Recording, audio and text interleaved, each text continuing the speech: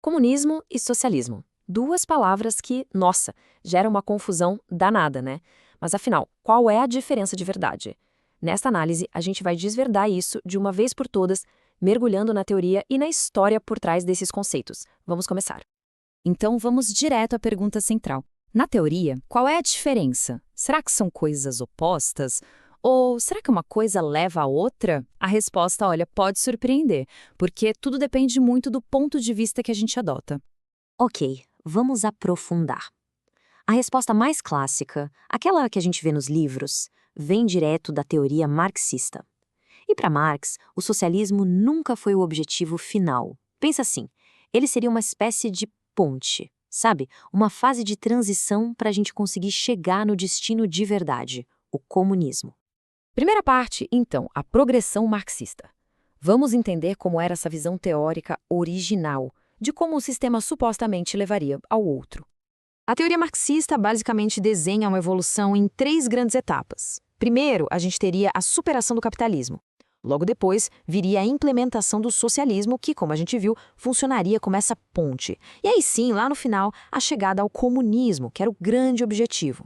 E o que seria essa fase socialista? Bom, a ideia central aqui é dar um fim na propriedade privada dos meios de produção, ou seja, fábricas, terras, essas coisas. No lugar disso, a própria sociedade tomaria o controle de tudo, gerenciando a produção e a distribuição dos bens para, teoricamente, buscar a igualdade. E como explica a historiadora Cristina Meneghello, esse controle social seria só o começo. O plano era que todo esse processo levasse a um estágio em que os próprios trabalhadores se tornassem de fato os donos de tudo. E é aí que entra o comunismo. Esse é o tal estágio final.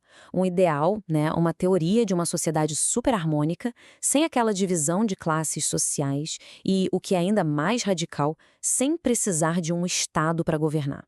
Uma ideia bem utópica. Segunda parte, uma alternativa democrática. Mas a gente sabe que a história raramente segue um roteiro certinho, né? Pois é, surgiu uma outra interpretação. Uma em que socialismo e comunismo não andam de mãos dadas. Na verdade, eles viram até adversários. O historiador Alexandre Hecker aponta para essa outra direção. Nessa visão, o socialismo passa a ser associado à defesa da democracia.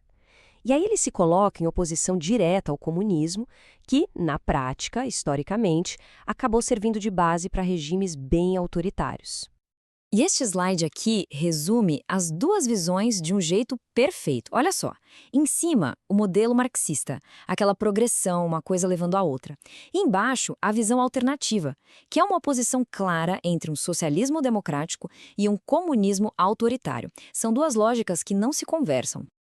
Vamos para a terceira parte, teoria versus realidade.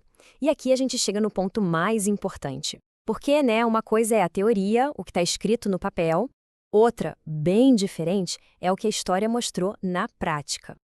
A pergunta de $1 milhão é essa. Se a gente levar em conta aquela definição teórica, uma sociedade sem classes e sem Estado, algum país no mundo conseguiu de fato chegar a ser comunista? A resposta, segundo a imensa maioria dos especialistas, é um não bem grande. Aquele estágio final, idealizado lá por Marx, ele nunca, em lugar nenhum do mundo, foi colocado em prática. E o debate, na verdade, vai até mais fundo. O sociólogo Marcelo Ridente mostra que muitos críticos, e aqui a gente inclui gente da própria esquerda, dizem que países como Cuba e China nem deveriam ser chamados de socialistas. Por quê? Porque eles criaram estados gigantes, super fortes e centralizadores, o que é o oposto da ideia original. E aqui a gente vê o tamanho do abismo entre a utopia e a realidade. Na prática, os regimes que se autodenominavam comunistas acabaram virando ditaduras com um partido único no poder, um Estado enorme e muita perseguição. Exatamente o contrário daquela sociedade livre e sem Estado que a teoria imaginava. Quarta parte, a origem das ideias. Mas, afinal, de onde vieram essas ideias que marcaram tanto a história? Vamos voltar um pouquinho no tempo, lá para a fonte. E aí a gente fala dele, Karl Marx, um intelectual alemão que, junto com seu grande parceiro Friedrich Engels, desenvolveu uma das correntes de pensamento mais influentes da história moderna, sem dúvida nenhuma. Toda essa teoria foi detalhada em algumas obras que se tornaram clássicas, O Manifesto Comunista, que apresentou para o mundo a ideia da luta de classes, e o Capital, que é uma análise super profunda do sistema capitalista. Esses são os textos que realmente deram forma a tudo isso. No fim das contas, o ponto crucial é exatamente esse. Não tem uma resposta única e simples. A diferença entre socialismo e comunismo depende totalmente do contexto.